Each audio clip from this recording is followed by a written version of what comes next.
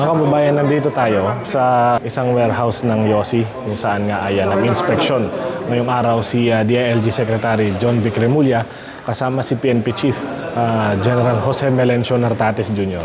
Ayan, kung makikita ninyo yung mga makinang ginagamit kapag manufacture ng mga cigarette sticks. Naman yung mga cigarette filter na gamit din sa pag-manufacture ng mga Yossing ibinebenta. Ito naman yung mga resibong ginagamit nila, mga delivery order.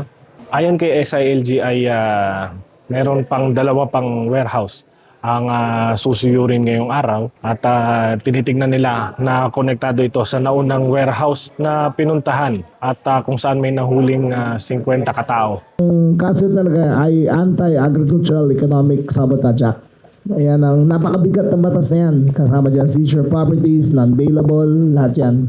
Mga kababayan, yan po muna ang ating latest dito sa San Fernando City, Pampanga. Nagbabalita po Vince Lopez para sa Manila Standard.